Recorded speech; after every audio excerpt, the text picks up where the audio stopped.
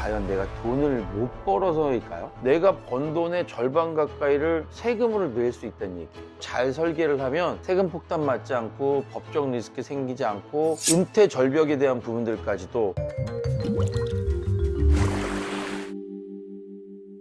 안녕하세요. 사장을 도와주는 사장 사도사 윤상필입니다. 여러분, 요즘 제가 올리는 영상마다 부정적인 이야기를 드리는 게 많은 것 같아서 저도 요즘 참 마음이 무거웠습니다. 특히 최근 영상에서는 대한민국의 소비가 멈췄다, 은퇴는 했지만 출근은 계속된다, 이대로 가면 우리 경제 구조가 무너질 수 있다, 이런 얘기들을 좀 많이 들으니까 답답하다, 이런 얘기들을 많이 저한테 좀 토로를 하셨던 것 같아요. 물론 지금까지 말씀드렸던 내용들이 사실 과장은 아니고 실제로 우리가 맞닥뜨려야 하는 위기의 본질이었기 때문에 말씀을 안 드릴 수는 없었습니다. 그렇지만 그런 위기 속에서도 분명히 우리가 움직일 수 있는 길이 있고, 또 돈을 벌어서 더 나은 삶을 사시는 부분들도 있고, 세금 관련된 부분들도 많이 국가가 세금을 가져간다고 얘기를 하는 그 내용들도 많이 올렸지만, 그 안에서도 절세 플랜들을 잘 활용하셔서 본인의 이득들도 좀 높이시고 그 이득을 다시 재투자하셔서 돈을 많이 버시는 그런 사장님들도 많이 계십니다. 근데 그런 어떤 방법 중에서 오늘 하나 그 방법을 좀 알려드릴까 하는데, 가족과 함께 하는 방법입니다. 사실 이제 국가에 의존하기도 어렵고 개인도 스스로 감당하기 버거운 시절이라면 우리가 가족이라는 단위로 하나의 시스템을 만드는 것들이 지금 우리가 할 수 있는 가장 강력한 대응 전략이라고 생각을 합니다. 오늘은 그 중에서 좀 생소하실 수도 있고요. 우리 회사는 그 정도 규모가 아닌데 라고 생각하실 수도 있는데, 가족법인이라는 구조를 가지고 온 가족이 사업을 같이 하고 그것들을 어떻게 물 흐르듯이 나눠갖고 절세를 하는 것들인지, 가족법인을 이용한 실전적인 전략을 좀 말씀드려보도록 하겠습니다. 이게 꼭 큰 회사만 하지 않습니다. 아주 작은 소규모 1인 법인을 내시는 분들도 아주 많거든요, 요즘에는. 그리고 처음 사업을 시작하시는 분들도, 내가 매출이 1,000만 원이 2,000만 원 되시는 분들도 요즘 사업 구조를 처음부터 법인으로 하시는 분들도 계세요. 이 구조를 잘 이해하고 준비를 하신다면 상당히 좋은 혜택을 얻으실 수 있다고 생각을 합니다.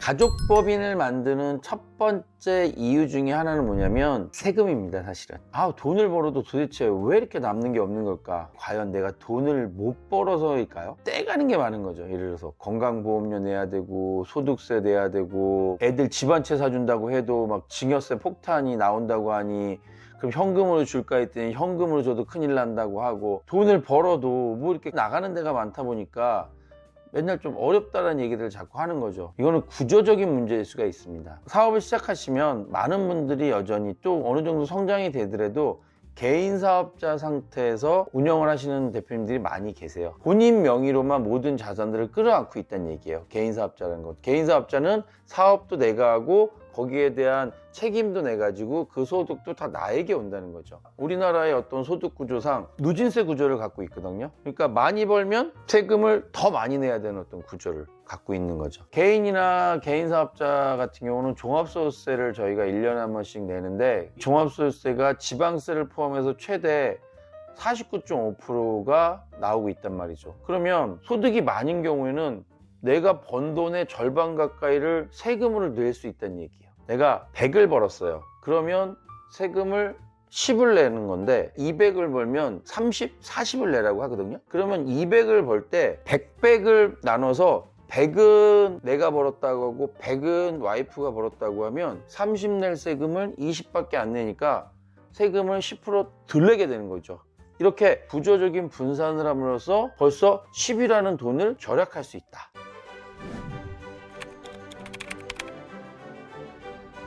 그렇다면 가족법인을 어떻게 만들어야 할까? 핵심은 단순합니다. 법인을 하나의 자산 창고라고 생각을 하고 돈을 벌면 거기다가 창고에다 계속 모아두고요. 그 창고의 열쇠를 가족들이 나눠 갖는 구조로 만든다는 거죠. 그렇게 가족들이 열쇠를 나눠 가지려면 회사가 작던 크던 법인을 설립할 때 가족을 주주로 만든다. 예를 하나 들어보겠습니다. 만약에 우리가 법인이라는 걸 만들고 법인의 자본금을 만드는데 5천만 원이라고 할게요. 일단 기본적으로 아버지가 5천만 원을 갖고 있는데 자녀한테 한 1,000만 원씩 증여를 먼저 하겠죠. 그러면 증여세 한도 면제 구간이니까 세금을 안 물거든요. 1,000만 원, 1,000만 원 줬다. 배우자도 뭐 수입이 있을 수 있다고 치고 없다고 하면 내가 그것도 역시 증여를 해서 배우자한테도 뭐 1,000만 원을 증여했다. 그러면 5,000만 원짜리 법인을 만드는데 총 5,000만 원 중에 3,000만 원은 이 가족들이 된 거고 제가 2,000만 원을 대면 이제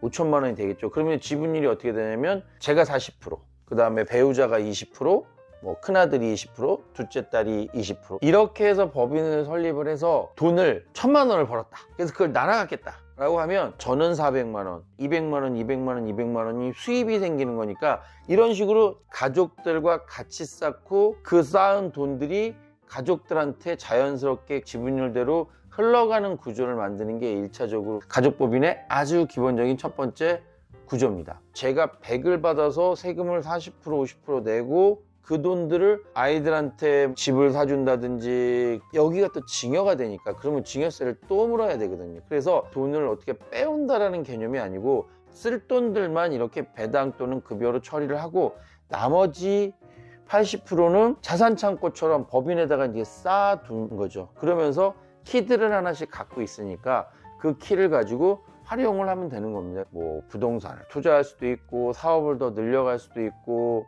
또 차를 뭐 활용할 수도 있고 다 법인 안에서 자산 구성을 계속 해 나간다면 그 돈이 더 스노우볼처럼 불어날 것이다. 개인이 부동산을 사고 팔 때는 종합소득세, 양도소득세를 내지만 법인이 뭐 건물을 사고 법인이 상가를 사고 하면 법인세율로 처리가 되거든요. 만약에 내가 법인에서 10억짜리 건물을 샀다가 20억이 돼서 팔았다. 그러면 10억의 양도 차익에 대한 부분들을 개인은 양도소득세 개념으로 내겠지만 법인은 법인세율로 처리가 되니까 2억까지는 9% 계산하고 나머지 8억에 대한 부분들만 19% 세금을 내니까 개인보다 양도소득세도 훨씬 적게 내는 어떤 현상들도 있고요.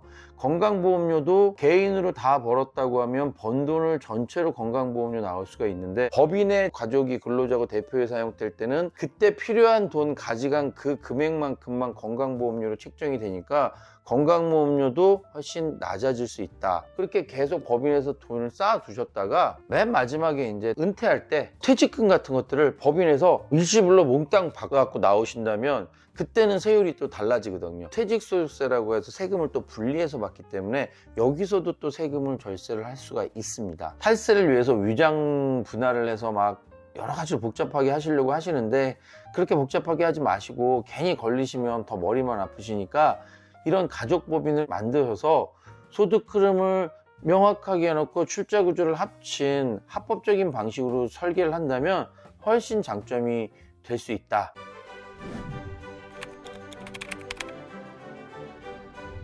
그 가족법인 끝난 거 아니냐, 법이 바뀌면서 가족법인 끝난 것 같다, 막 이렇게 얘기하시는 분들이 많은데 지금까지 설명드렸던 건 같이 운영하고 같이 나눠 갖자라는 어떤 형태였는데 그게 아니고 이걸 약간 편법적으로 지금까지 가족법인을 사용하는 경우가 되게 많았습니다. 어떤 부분들이냐면 부동산을 승계하는데 법인을 만든 다음에 그 법인이 부동산을 사고 팔면서 이득을 보는 편법으로 사용하는 것들이 많다 보니까 법이 바뀐 부분들은 부동산 임대로만 수입이 나오는 부동산 법인에 대한 세법이 바뀐 거지 그냥 무조건 지분율이 가족 구성으로 돼 있다고 해서 무조건 안 좋아진 건 아닙니다. 실제 운영되는 가족법인은 여전히 유용하다.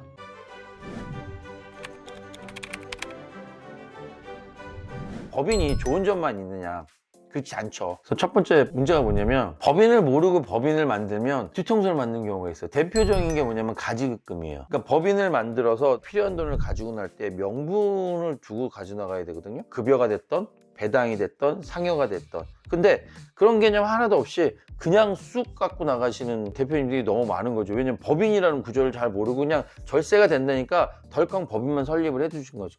저희가 사실 개인사업자 법인 전환을 진짜 많이 컨설팅을 하는데 이 부분들을 이해시키는 게 제일 어렵습니다. 내가 벌어서 내 돈 쓰는데 왜 그런 방식으로 해야 되는지에 대해서 이해하시는지 어려운데 이게 결국은 법인이 나는 아니기 때문에 법인에서 돈을 번 거지 내가 번 게 아니고 나는 여기서 법인의 돈을 버는데 대표이사로서 도움을 준 거거든요. 도움을 준 것만큼 급여를 갖고 나오는 거지 나머지 돈들은 실제적으로는 주주들의 돈일 거고 배당으로 나가지 않을 때는 여전히 이 안에 보관될 때는 법인의 돈이거든요.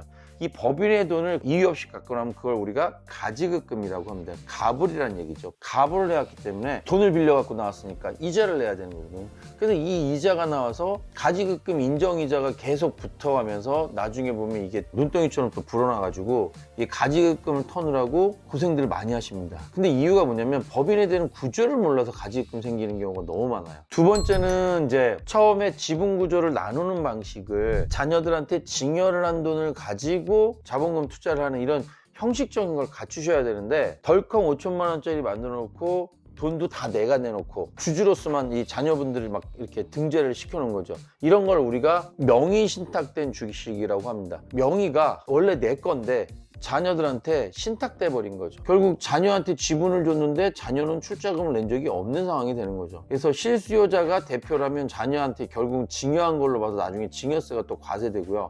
나중에 가산세에 막 불입세 또 이래갖고 쫓아오시는 또 대표님들이 또 많아서 이거 어떻게 처리해야 되느냐. 세 번째, 법인에다가 자산을 쌓아두고 사업도 투자하고 뭐 부동산도 투자라고 자꾸 말씀드리다 보니까 주택도 이걸로 투자하시려고 하시는 분들이 계시는데 사실 웬만하면 법인으로 주택, 부동산 투기는 안 하시는 게 제일 좋을 것 같아요. 국가도 이 법인에 있는 잉여자산을 가지고 주택을 사고 파는 거에 대해서 아주 안 좋게 봅니다. 법인 명의로 주택을 취득하면 일반 취득세는 막 1%, 2%인데 취득세를 법인은 12%까지 막 중과세 시켜요. 그리고 부동산은 사실은 이제 법인세 세율로 해갖고 9%나 19% 부동산 양도 차익 등 이렇게 법인에서 매긴다고 했는데 주택은 또 그런 거에서 제외될 수가 있어요. 그리고 종부세도 법인이 사면 공제 없이 최대치를 과세를 합니다. 임대소득을 또 법인이 주택을 사서 받으면 비과세 혜택도 하나도 없어요. 그러니까 법인으로 주택을 사서 무언가를 좀 하시는 거는 이건 절세는커녕 세금을 겹겹이 맞을 수 있으니까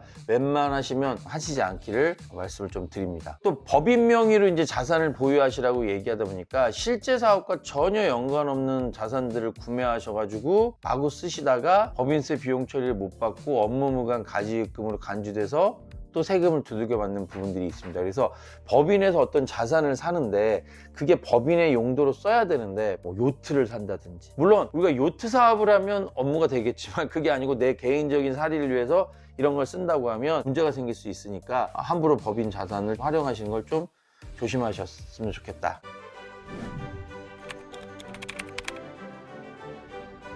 정리해 보겠습니다. 부를 좀 늘릴 수 있는 어떤 팁 중에 하나가 뭐가 있느냐? 법인이라는 걸 한번 만들어 보자. 조금 더 세금에 대한 어떤 혜택을 보려면 가족 법인으로 잘 설계를 하면 세금 폭탄 맞지 않고 법적 리스크 생기지 않고 사업 위기로 어려워지지 않는다.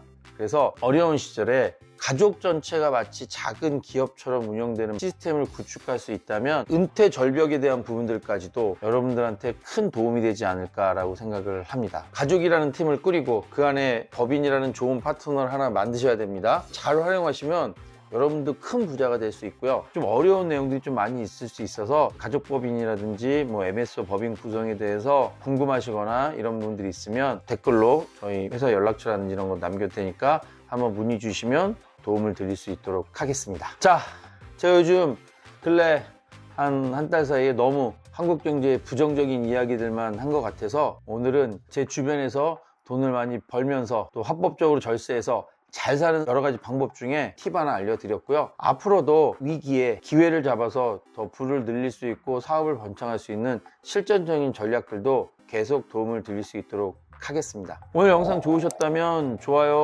구독, 알림 설정 부탁드리고요. 지금까지 사장을 도와주는 사장, 사도사 윤상필이었습니다.